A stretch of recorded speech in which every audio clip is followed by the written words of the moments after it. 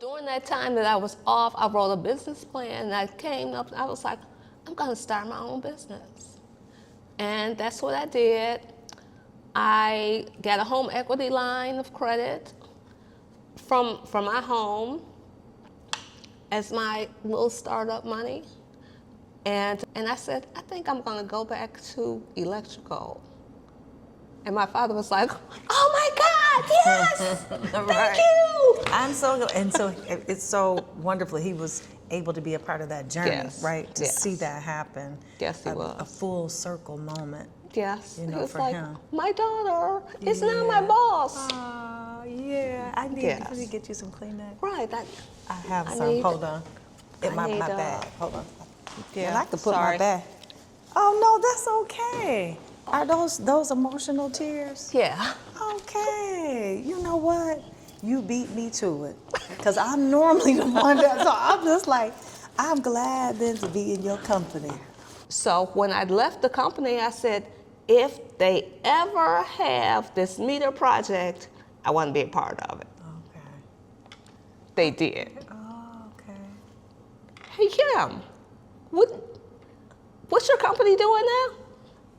I was like, electrical. They said the meter project is coming back out. We're one of the winners.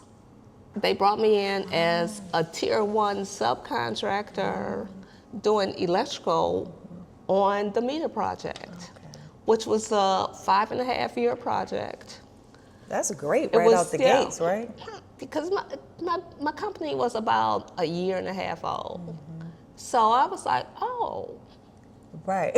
I think that head turn looks like, well now. I was like, well then. Thank you very much. Right. I'll be going to the bank a little bit more often. Hi, I'm Kim. I'm the owner of KMR Construction Services. We are an electrical contractor in the city of Detroit. I am in front of a building that I just completed called Utopia Events. And I want to take you in on a little tour. As we walk into the door, you'll see some exterior lighting that my company installed, and we'll go on in.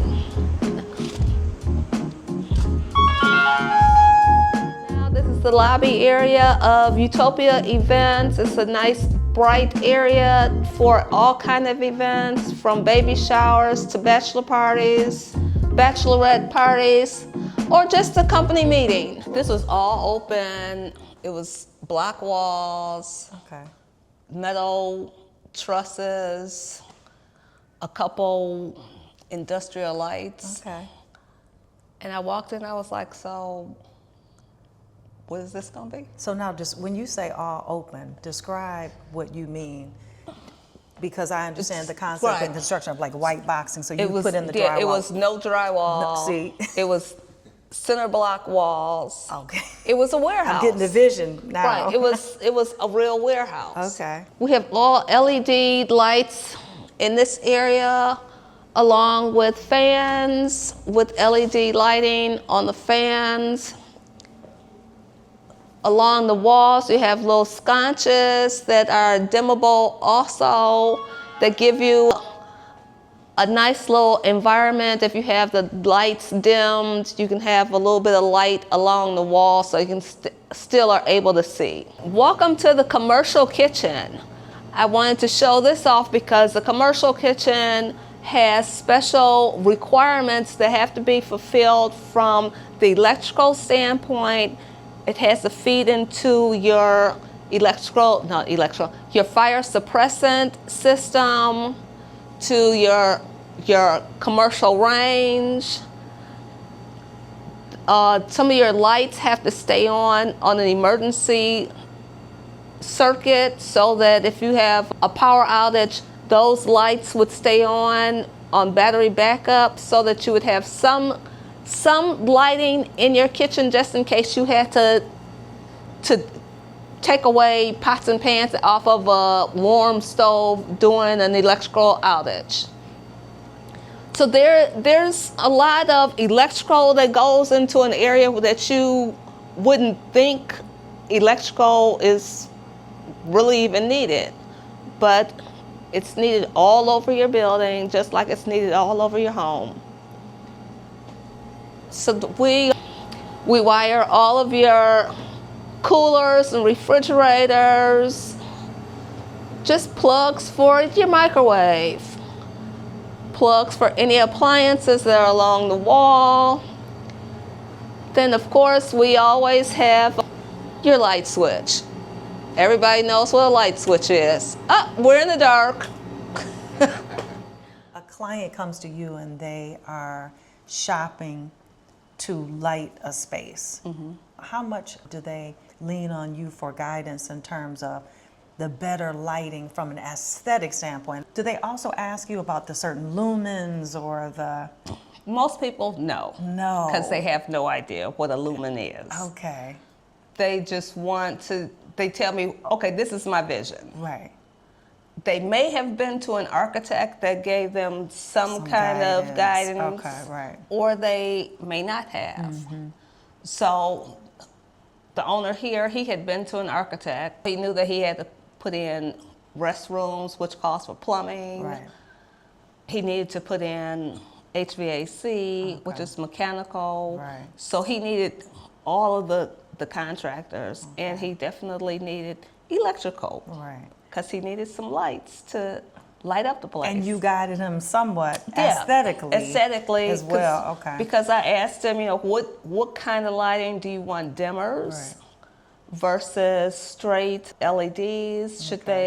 Should you be able to turn on one section and not another? Okay, right. So we ask questions like that so that we get so that we get a image in our mind on what's needed. Okay. Most of these lights work on a remote control.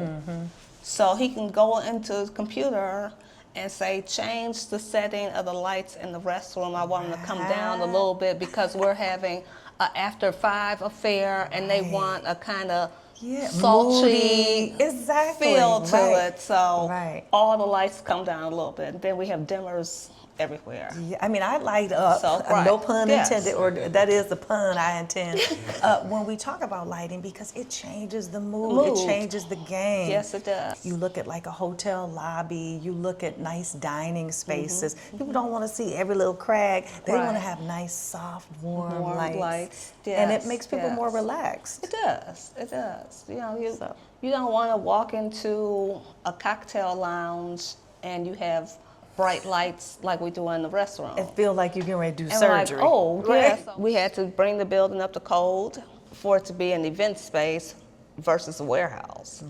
So you have to have electrical outlets every 6 feet, and a living or event space, a commercial space. You have to have light fixtures every 6 feet. To give you enough light for your space. Okay. And so you have to constantly be up to speed on what the codes are, because they change. Yes, they change. Right. They change like at least every other year. So how do you stay up to speed on that? I send my electricians for updates when we have a huge code change. Because like in 2017, the NEC, the electrical code, National Electrical Code, which is nationwide, changed and updated the residential side of the electrical code.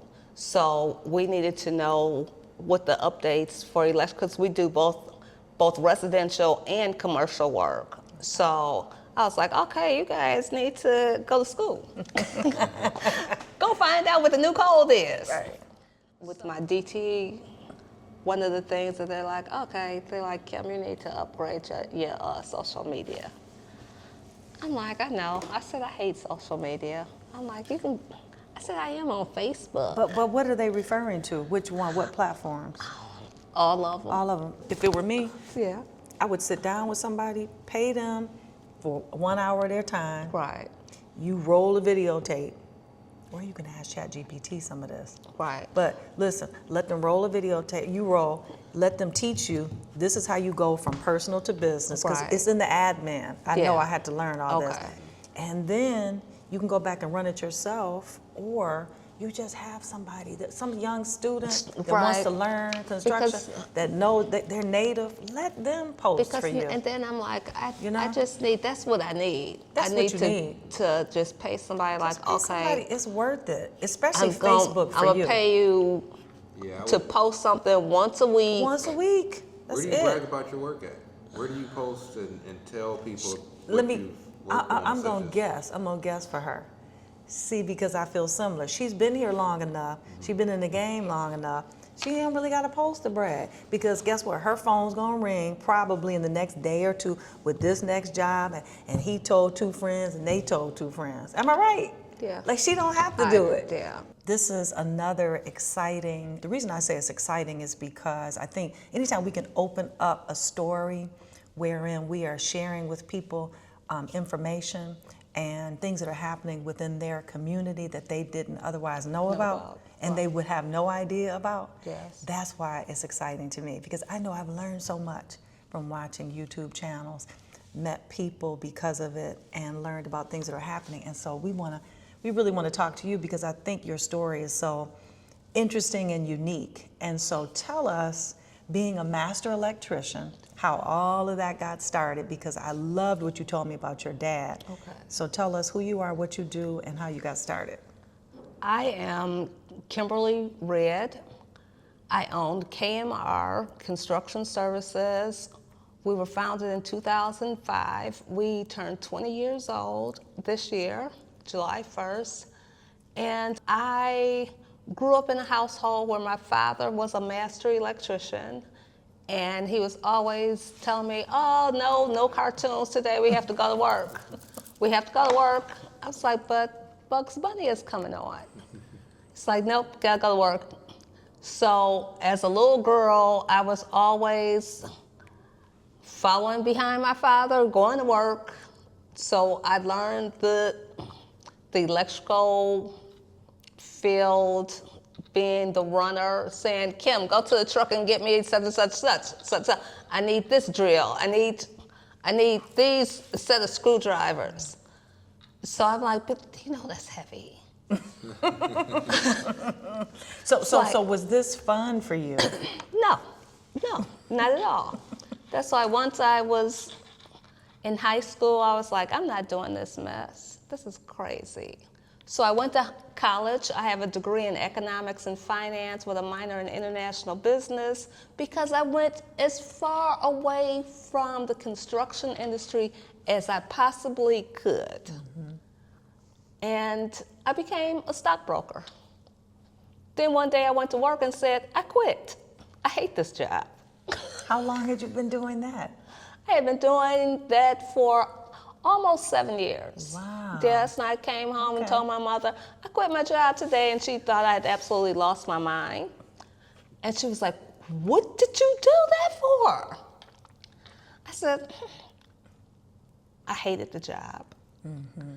And so I said, I'll find something else. So you did not have in your thought process that I'm quitting so that I can become an electrician. No. So how did you bridge that gap? Well, that actually took probably another 10 to 12 years. After I quit my job, I went to work for my favorite department store, Lord & Taylor. And my mother said, you're going to spend all your money in the store. Right. Your check will never come home. I said, but I'll have a nice wardrobe. Right.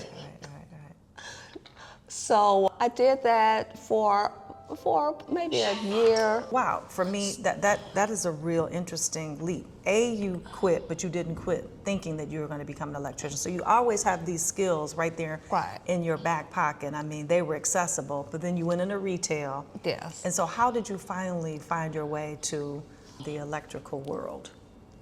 Well, how I found my way back to the construction is one day I was at home, my father came in and said, hey, Kim, I have a friend that just got a big Michigan Department of Transportation contract, and he's looking for some new employees. Why don't you go and talk to him and see if you can do something with them? I was like, construction for real? okay, yeah, Daddy, I'll go talk to him. Long story short, the next Monday, I was pouring concrete on 696. I was back in construction and have never looked back. So from there, I went to different companies, jumped around. It was, I'm gonna say it was 1999, January, February. I was working at what is now the McNamara Terminal, the outfield, because they were just starting to build the McNamara Terminal. It was right off the runway. It was like negative 17-degree wind chill. And I was like, why am I out here? I have a college degree. So I said, I like construction, but I'm gonna find out what they do on the inside of the construction. Be out here freezing to death. Okay. So that's what I did, and I went to work for a construction management firm and learned that side of the business and learned estimating, things that they did on the inside. Construction scheduling, I became a Primavera scheduler. That's the main scheduling software that they use in the construction industry. So I was just gathering nuggets along the way.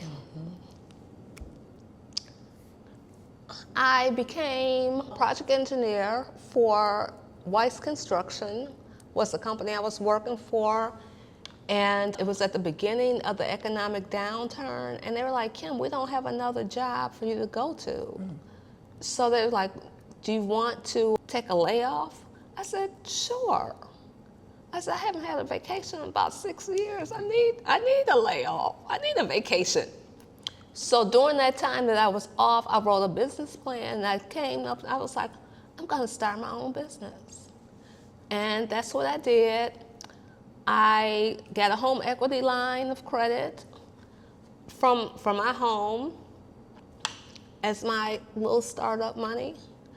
And I said, I think I'm gonna go back to electrical. And my father was like, oh my God, yes, thank you. I'm so, and so it's so wonderful. He was able to be a part of that journey, Yes, right? To yes. see that happen. Yes, he was. A full circle moment. Yes, You know, he was for like, him. my daughter is now my boss. Oh, yeah. I need Yes. to get you some Kleenex. Right, I have I some. need- Hold on. In I my need, bag. Hold on. yeah, I like to put sorry. my bag. Oh, no, that's okay. Are those emotional tears? Yeah. Okay, you know what? You beat me to it. Because I'm normally the one that, so I'm just like, I'm glad then to be in your company. Here's what I think is really lovely about that, because, you know, I don't want to make any assumptions, but those are emotional tears for you. And what is that about? Like, what's the emotion there? It's been a long journey. And my father isn't with me any longer. So, Okay, that's the part, and I didn't know that part. But you said he got a chance to witness you coming right on back to all the seeds that he planted, Yes. all the Saturdays you all spent together. yeah. Saturdays, long hours, no food. Because he's like, oh, we can't go eat right now. We still gotta finish this and this. Right. I'm like, but I haven't eaten in 6 hours. But you know, that's real generational wealth that pass on, Yeah. right? Because generational wealth is not always just a check. It's also knowledge. That foundation that he provided for you Yes. is paying off. Because look at where is. we are, Right. and you did all of this. I did. Right.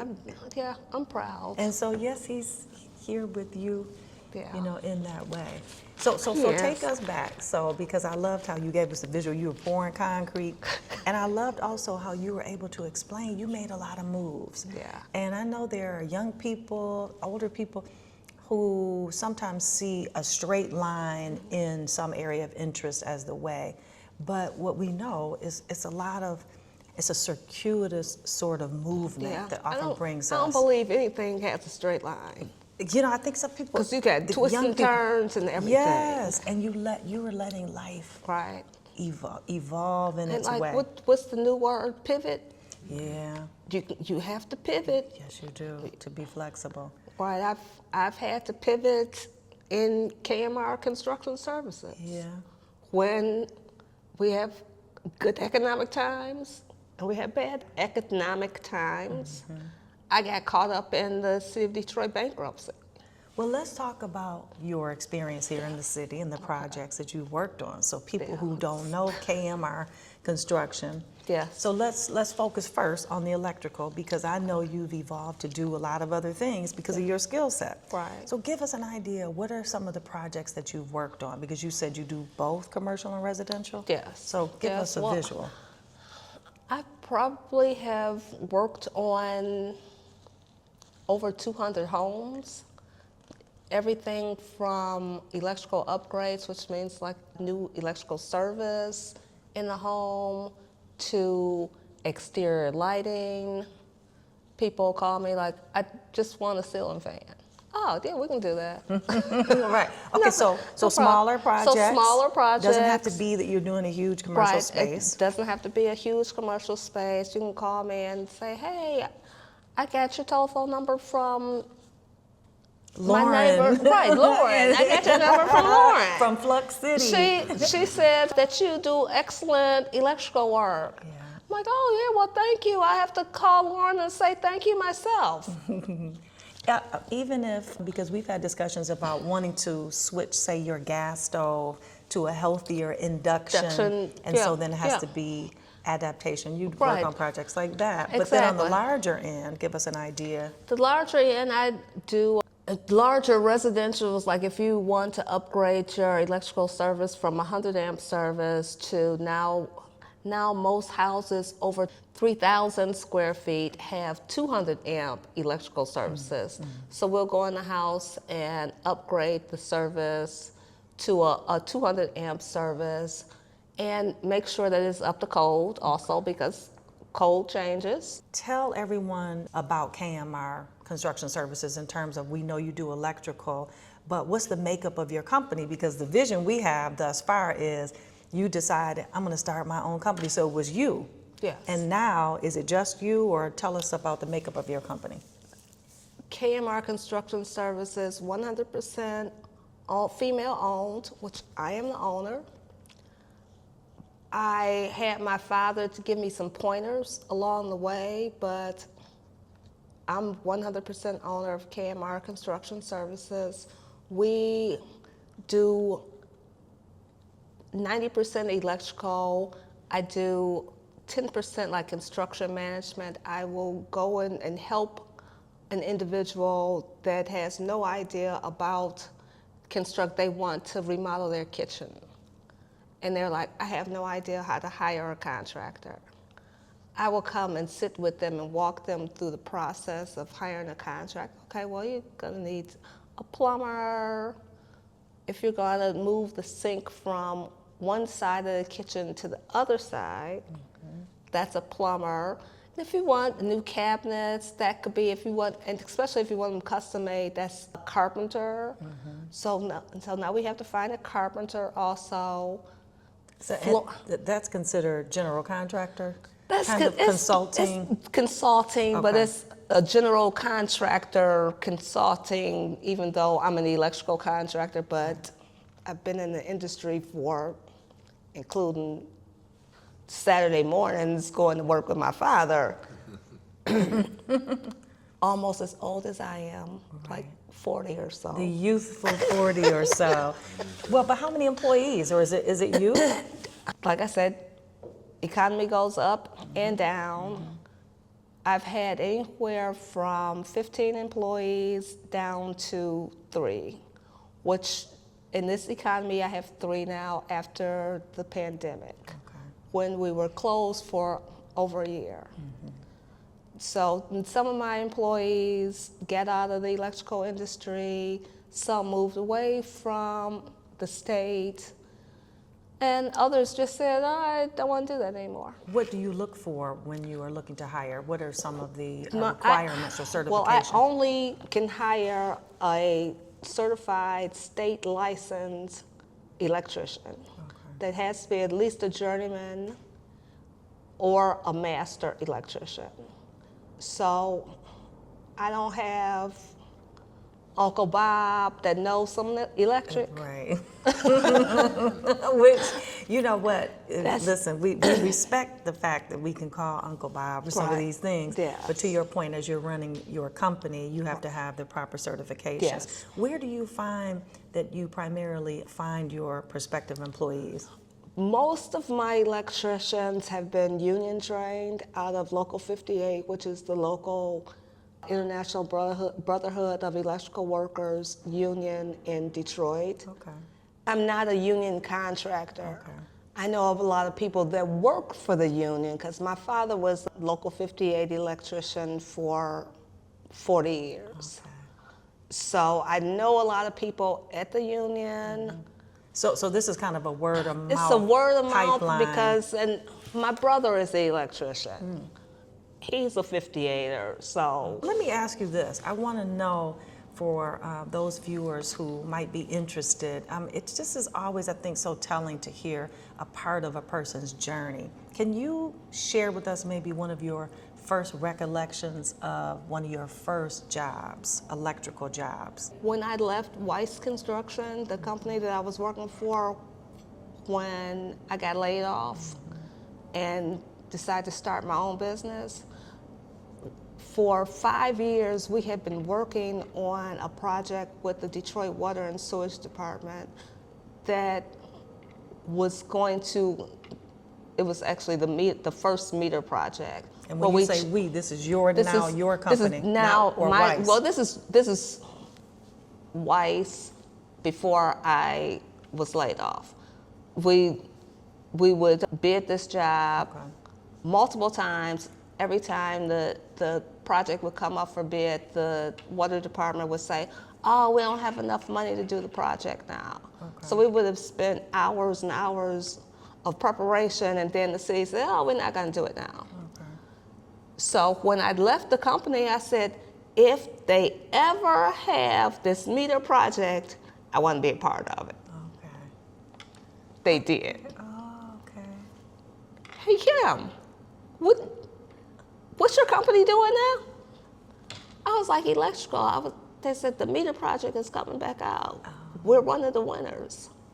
I was like, Now, who's telling you they're one of the winners? this is Weiss Construction. Okay, and so now were they able to bring you in Yeah, as so- KMR? They brought me in as a tier 1 subcontractor doing electrical on the meter project, which was a 5.5-year project.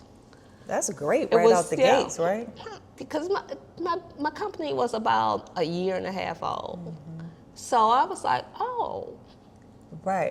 I think that head turn looks like, well now. I was like, well then, thank you very much. Right, I'll be going to the bank a So little yeah, bit so, more often. So I did that for the 5.5 years and made a substantial amount of money. Okay. And it really, And listen, with your stockbroker background, she knew what to do with the money. yeah, kind of, sort of, a little bit, little bit here, a little bit there. Those are tears of joy right now. Those are tears of joy, yeah. Right, yeah. Because at the end of the project, I was able to pay cash for 2 fully loaded utility vans for the company, lots of new equipment. Did some, stuff that I was supposed to do. Right, Paid off all our bills. Yeah, responsibilities. Responsibilities, and that's yes. around like 2010. Yeah, this was 2010, 2010. Okay, Yes, okay. 2010, end of 10, beginning of 11. Okay. Well, I can't help but, and I don't want to presume this, but often when we talk about business discussions, there's a distinction made between men and women, and there are organizations that support women specifically. Yes.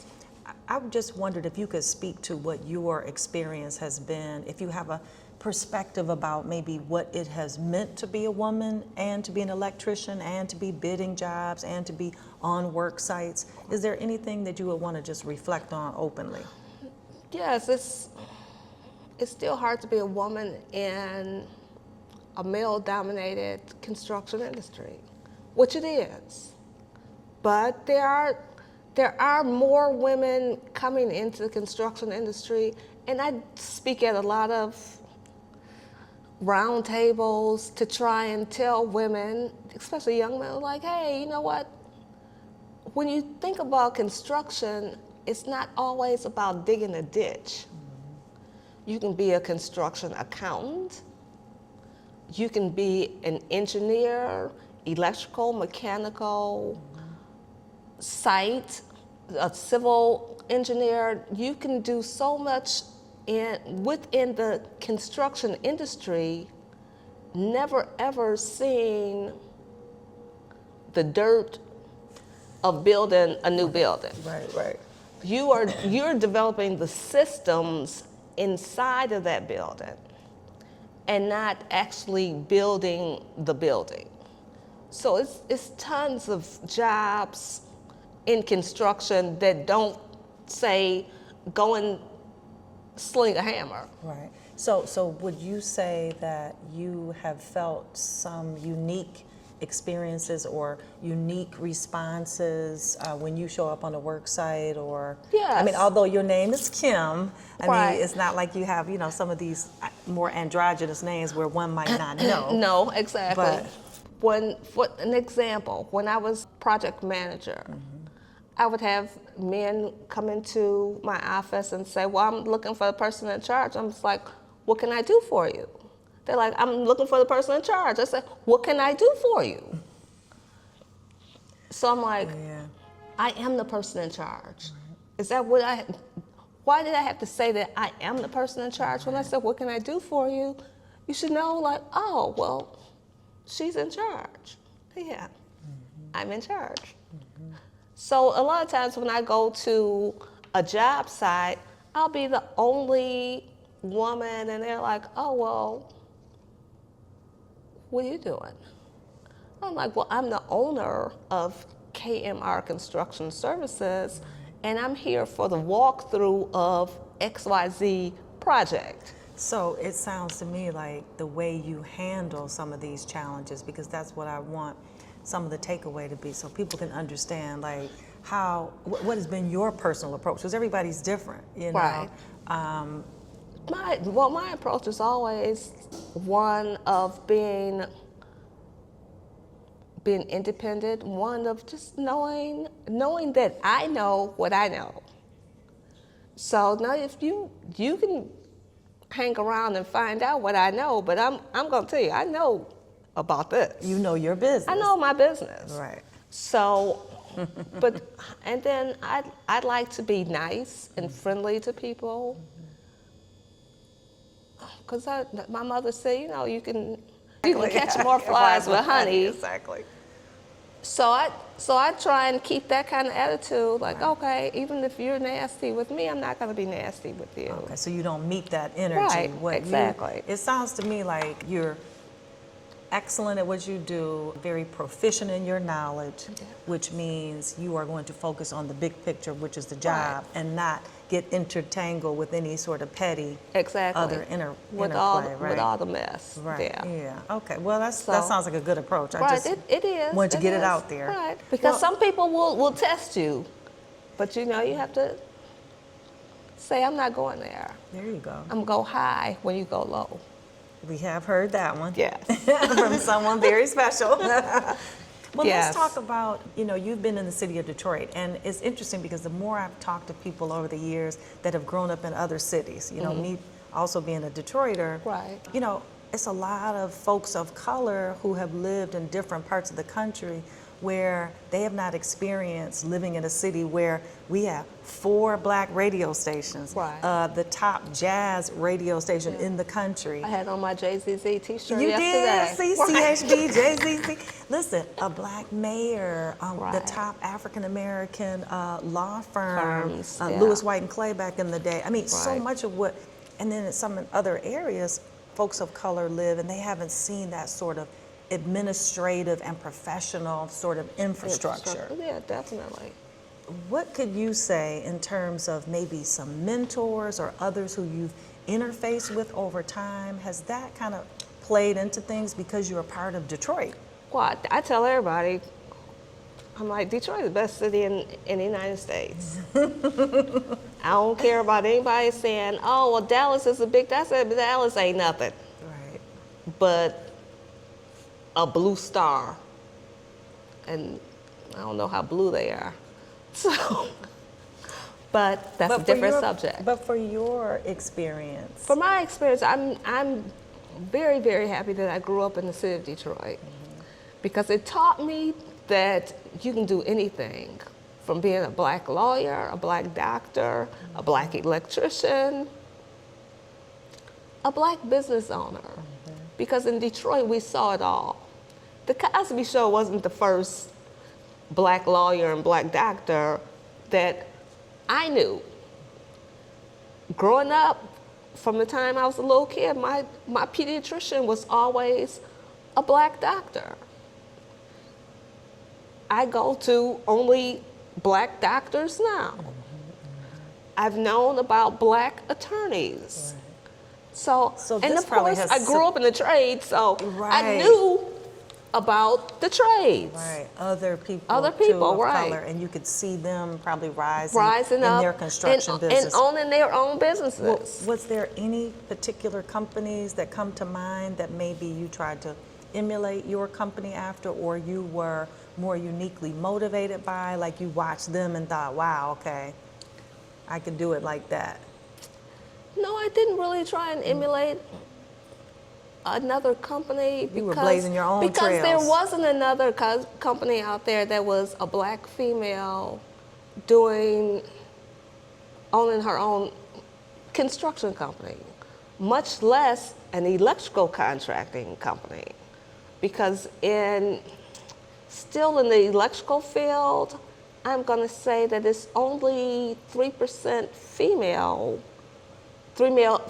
owned, and to find a female electrician on any job site is probably 2%. Okay, So we're few and far between. that's right. And then to be a black female, Makes that's it probably even more unique. More unique, exactly, because it's probably only 1%. And we know that working in business, to your point, since there are so few, we know that business is about connections and networking and Yes. community. Yes. And you've done an excellent job in terms of building connections through some of the support organizations and the business development organizations. And I wanted Yes. to highlight and talk about Yes. your involvement with Motor City Contractor Fund. Okay. Because often, we do better when we can connect. So Exactly. tell me about, number one, how you found out about Motor City Contractor Fund, what that application process was like for you, and what that experience was like. I actually found out about Motor City Contracting Fund on the news. I was watching the news one morning, and I was like, oh, this would be very interesting to get involved with.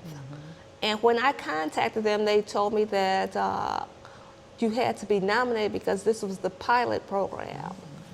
And I was like, oh. And they were like, but if we have extra spots, if we're going to take your name down and call you. Maybe 2 weeks later, I got a call, and they were like, Kim, you were nominated for one of our pilot positions. I was like, I was? I said, who did it? They're like, we don't know. The nominations are anonymous. So to this day, I still don't know. So if you're out there and you nominated Thank you. KMR Construction, yes, Kim Thank says you. thank you. Yeah, so to this day, I don't know who nominated me. But like I said, thank you very much, because Motor City Contractor Fund is a group of nonprofits that came together and said, hey, we have all of this money in the city of Detroit. We know that there are a diverse community of contractors in the city, but they can't get their foot quite in the door because of certain aspects of not having enough money to run a construction project, not having the background to run the project efficiently, not having the certifications. So But we yet want, they have skills. But they have skills. Okay. This is some of your best contractors, but they don't have all the pieces needed to really put together a well-run company. So they're like, that's what we're about to do. We're going to get together, bring in some professionals to talk to these people, to train these contractors on how to have a real company. Formalize, right? Formalize. it. We're going to sit you down with a CPA, with an attorney to say, this is how you formulate your company. This is your business structure. So, as an economics student, you know, I kind of knew all that stuff already. Right. Okay. But most people that are starting a construction company don't really know that. They're like, hey, I'm a carpenter. Right. They have their specific Right. expertise. I They work don't with wood. Run, yeah. I don't work ask with me- paper. Right. Right. So Motor City Contractors Fund was actually a really needed program in the city of Detroit to help those contractors that just don't know. Exactly. So- So, what can you remember about that experience in terms of what you took away that was like, wow, okay, because of this, I now know this, understand that, or I'm connected to this? Well, I enjoyed the networking. That's because powerful. when I went through Motor City Contracting Fund, I had been in business for like 12 years already. So, but I didn't have that many real contractor friends that looked like me and thought like me. Wow. So just being around with people that thought like you and look like you, Right. That's it's like- phenomenal. That what do they call that? That's the cookout. we all at the cookout. Right. We at Big Mama's house. Right. Yeah, so. Because so in it was- business it's so tough while you wipe Yeah. your tears, because I know this has been such a good talk because the emotions are there, because it's so clear that you're passionate about it. But when we operate in isolation individually, which has happened in our modern society, I mean, we see it on personal levels, but then particularly in business. Yes. You know you're struggling with your bills, we talked about formalizing your business. So for you, it sounds like Motor City Contractor Fund puts you in rooms like this where you're at tables with other people that are Yes. doing the work, Yes. right? Yes. And so did you have an opportunity to, or are you still in contact with some of those people? Oh, yeah. Well, tell us a little bit about that. I have done jobs with different companies that I met at Motor City Contractor Fund, that people that have called me and said, hey, Kim, I'm redoing this land bank house. I need an electrician. Come over here and put this service in this house. All the walls are knocked out and everything. We're ready to go. Right, and you can just unleash the team. Okay. I'm like, oh, give me the address. Right. So in terms of Motor City Contractor Fund, number one, networking. Yes. Were you also able, because I know they have been ensuring that they give some of the participants like preferred opportunities for lending. Yes. And then some capital. Yes. So can you speak to maybe your experience with that? Because every participant in Motor City Contractor Fund was given a grant of $5,000. And what business doesn't need that? Right. Everybody needs cold hard lift. cash. Right. So I used my grant money because I needed some bookkeeping services. I needed to, upgrade a couple tools.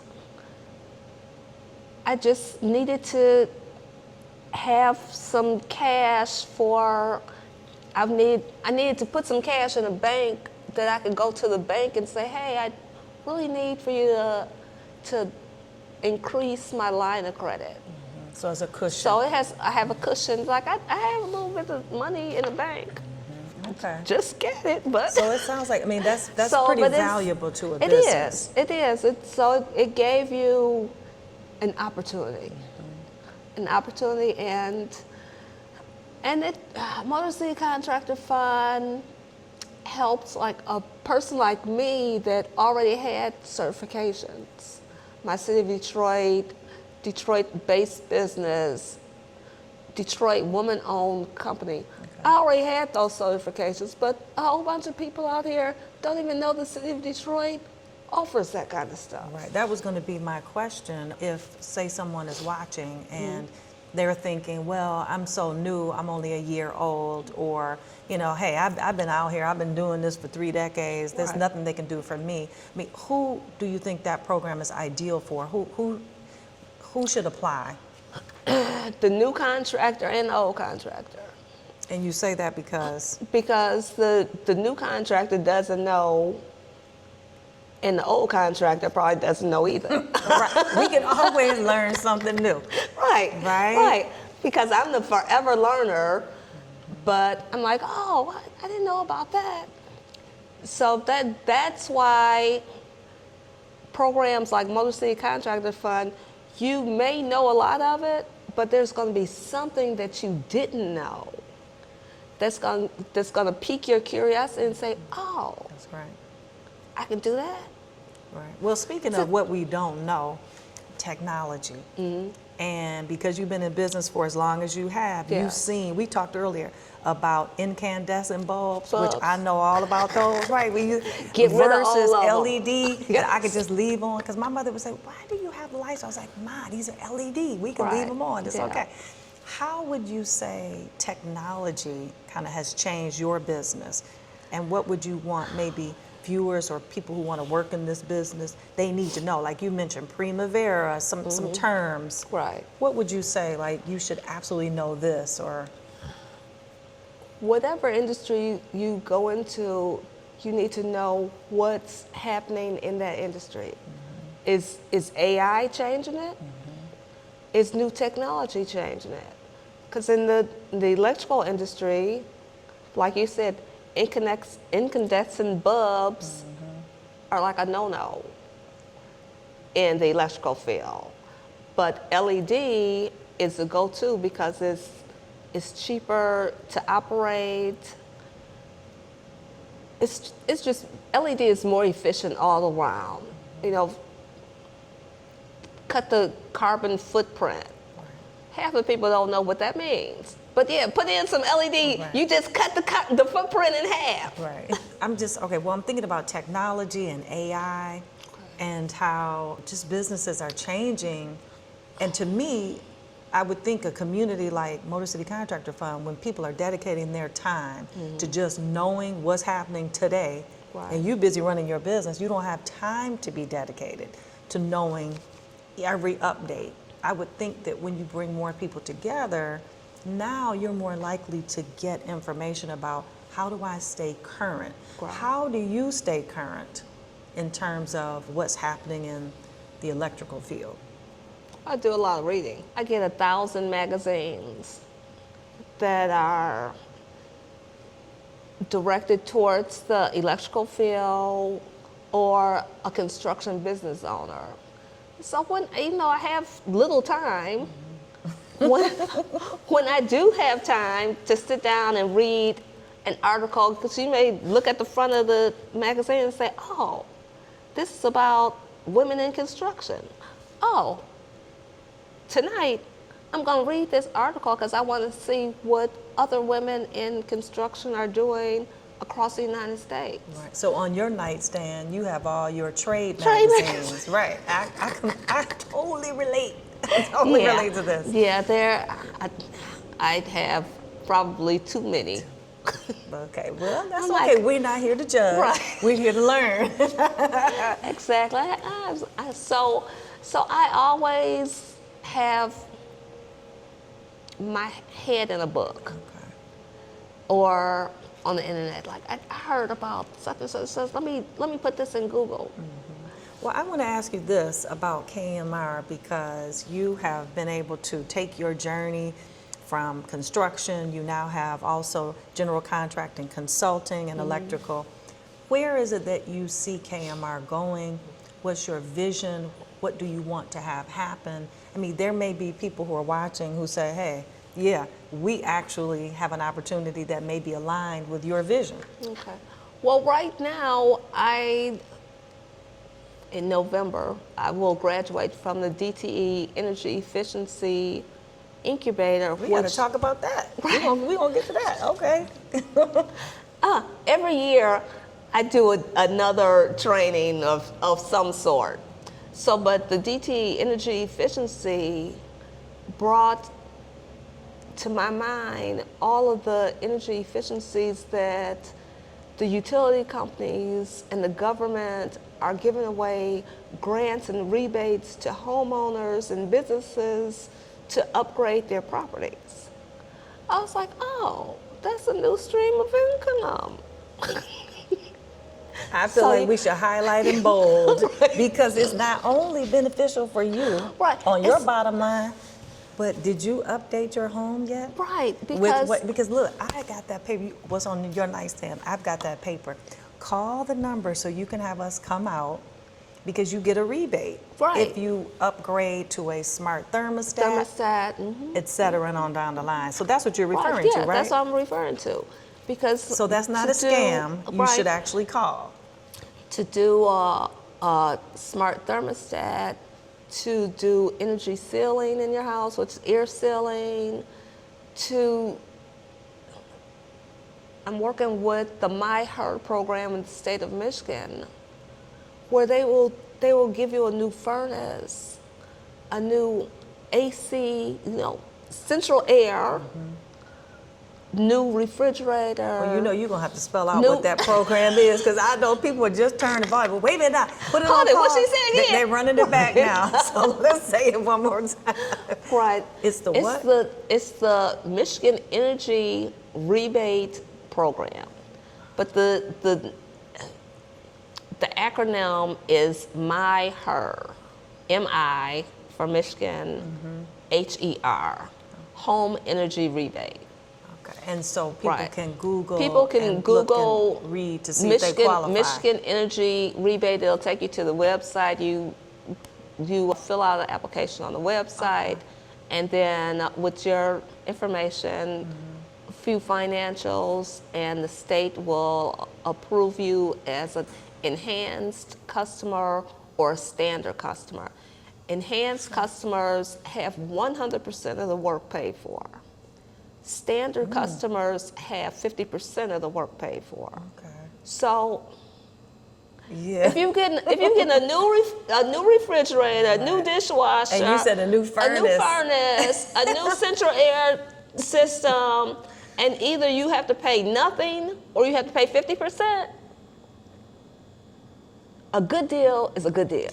And this is why this is a powerful medium for us to discuss, because we're talking with someone who is on the other end of actually doing these installations, and you are confirming now for people who, because I know there are people that get this sort of material in the mail and otherwise. Right. And we look at it and throw it away. Yeah, is this a scam? Should I really put my numbers in? Right. So this gives us a sense that this is credible. Right. And we have to take advantage, because that's our tax dollars going into that pot, so you may as well use that pot. Yes, definitely. So please tell us more about, again, this forever learning disposition that you have, which has served you so well. So you found another business development support program, and it's through DTE. So just tell us the name and what that's about.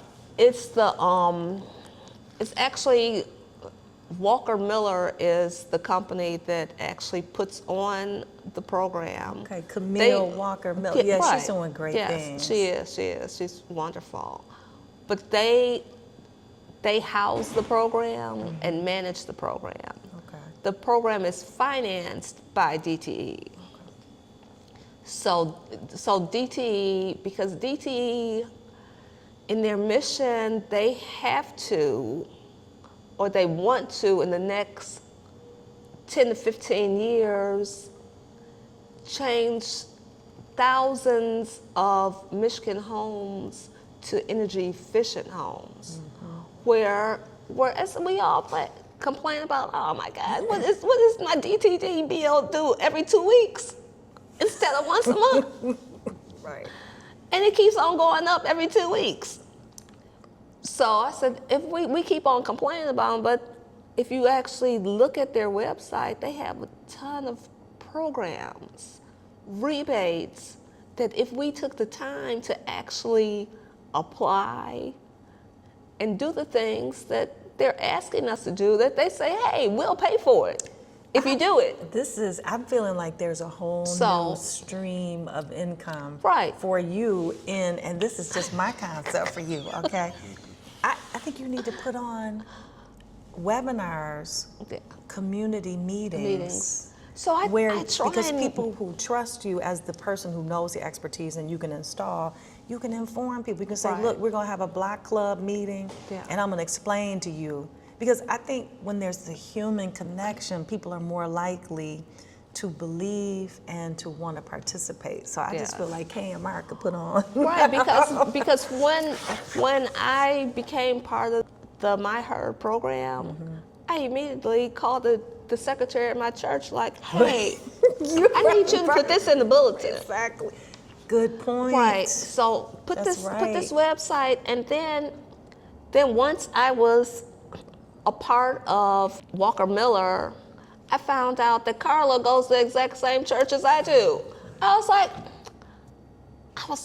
I knew you looked familiar. Yeah. So the DTE program, which this is wonderful that again you find yourself in a program. Okay, and I know Motor City Contractor Fund program is a 10-month program, and they have virtual classes, and they also have in-person classes. You've got that human resources support, other business development classes around accounting, et cetera. They kind of meet you where you are, to your point. Yes. If you're 1 year in business or 20 years. Exactly. What can you tell us about DTE? How does it compare? Is it a similar setup or? DTE is a similar setup with the DTE Walker Miller program. I would say that you need to be a mid-level contractor, maybe 5 years in business, so that you have a little experience under your belt. But they still are helping you to network with like-minded people. They're giving you a lot of information on how to branch out into various fields to help grow your company. Is it also 1 year or 10 months or? It is. How long is it? The first part of the program is about 6 weeks. And that is in-person class once a week for like 4 hours an evening. And then you do another 8 months of one-to-one mentorship and coaching with a professional. Wow. So you have to put in the time. Right.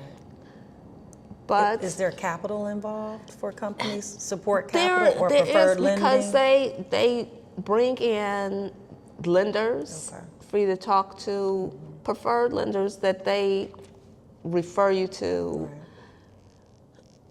And do they help you prepare?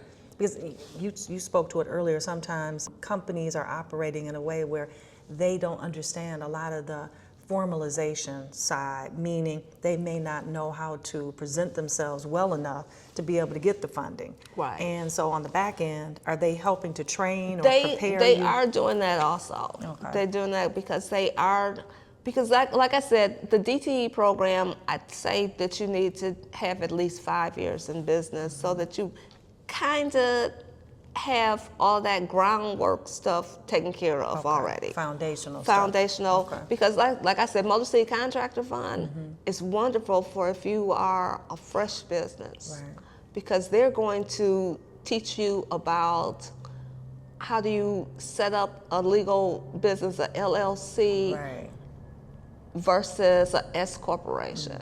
And I understand Motor City Contractor Fund also still in connection with Invest Detroit and Gilbert Family Foundation. They are right. starting a new program called Ignite. Ignite, yes. Right, so it Ignite. takes you even back Right, a step further. Ignite starts in your preconception of your construction when you're company. dreaming at home at your kitchen table about what you want to do.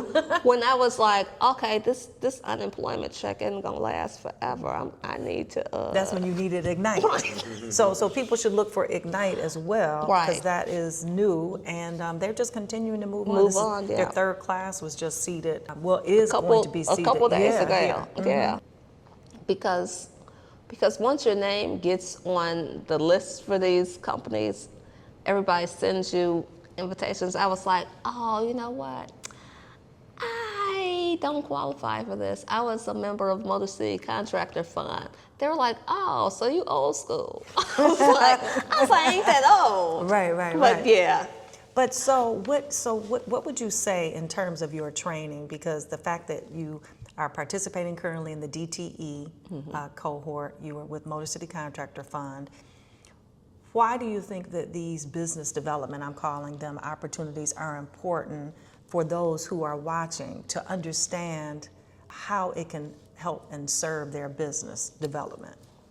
Because in between Motor City Contractor Fund and DTE, I did another one that was this ISIS was building growth for success, something like that. Who was that sponsored by? The name of the nonprofit is ISIS, so and they are out of California. And it was completely virtual, one night a week. I think it was Wednesday nights. And you had to commit to the full 12-week course and do different parts, because capability statements. Something they helped you do, or Yeah, something they you helped had to do? they helped you to develop a capability statement. Just to find out more, because they did a lot with federal government also. So they taught you government contracts and being registered for SAM, which is the main thing you have to register in to become a federal contractor. See, right there, that's important, Right. because you wouldn't know that. I But- want to know, because you were involved in that, so that's 3. Yeah. Why do you do this? Is what I want to understand, because you developed a thought process around it, and it's calling you to continue to be participatory. So I'm wondering, why do you go back? Because I just think, okay, I may already know some of this, but I'm not gonna know all of it. That part that I don't know, now I know. Right. So even if this part I already knew, I can still get a refresher. Right. But then I'm also had the opportunity to know this that I don't know. So now I'm like, oh, so I need to do blah, blah, blah. So then my mind is going, it's like with the DTE, the energy efficiency. I had never thought about, oh, Kim, yeah, we can do some air sealing while we are inspecting an electrical system.